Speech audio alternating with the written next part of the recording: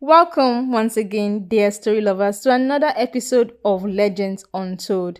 Join me as we travel to the year of 1579 in Japan, who is at war with itself. Now, feudal lords called daimyo are locked in brutal battles for power.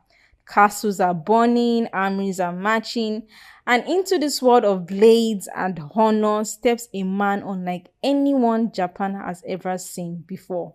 He is tall, much taller than any man they've known. His skin is dark as night. His presence is commanding, and he does not speak Japanese.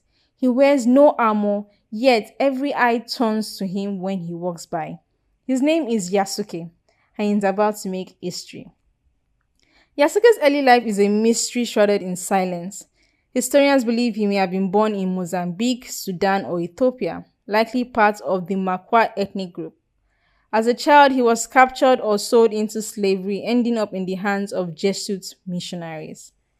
At that time, Portugal was a global power, and Jesuit priests traveled with soldiers and explorers to spread Christianity. One such Jesuit, Alessandro Vadiano, took Yasuke with him on a mission to Japan. Now, Valiano was no ordinary priest, he was the Pope's inspector, and he brought Yasuke along not just as a servant, but as a trusted bodyguard and companion.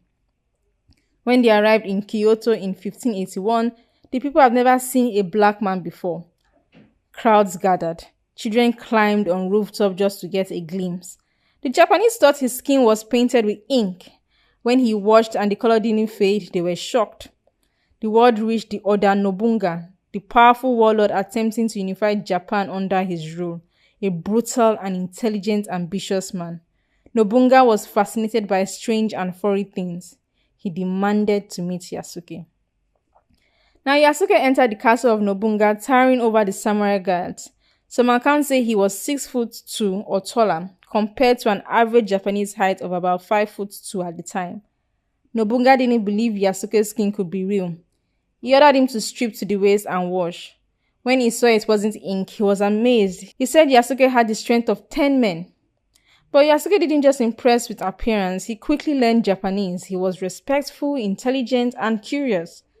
Nobunaga was so taken with him that he gave Yasuke his own residence, a short sword and land, all rare honors.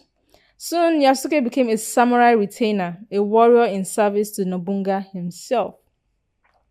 Now, Yasuke's life changed overnight.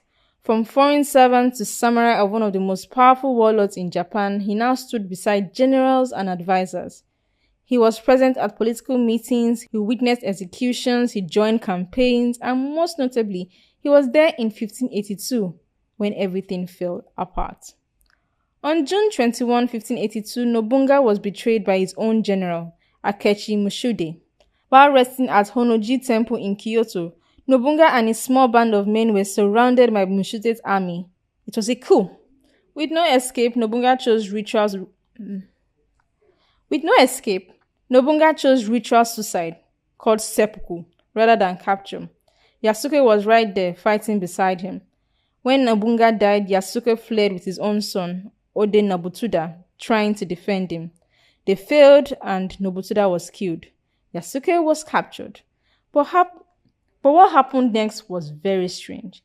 Instead of killing Yasuke, Mitsude declared that he is not Japanese and therefore not a true samurai. He was handed back to the Jesuits, and that's where the trail ends. Now, no one knows what happened to Yasuke after that. Some say he returned to the Jesuit mission, others think he was killed in secret. Some believe he may have escaped and lived quietly in Japan under a new name. But his story continues to spread. Over the centuries, Yasuke became more than a man, he became a symbol. In African diasporic history, he stands as a rare, real example of a man who rose from enslavement to warriorhood in one of the most rigid, honor-based societies in the world. In Japan, he's remembered in children's books, manga, even anime. His sword, his height, his mystery, all of it fits the myth. But the truth is already enough. We know that Yasuke was real.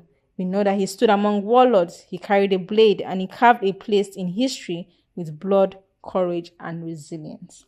Now that's it for today, guys. I remain your host, Whimsical Amy. Join me next week for another wondrous story into history. Until next time, bye. Subscribe, like, and share. Thank you.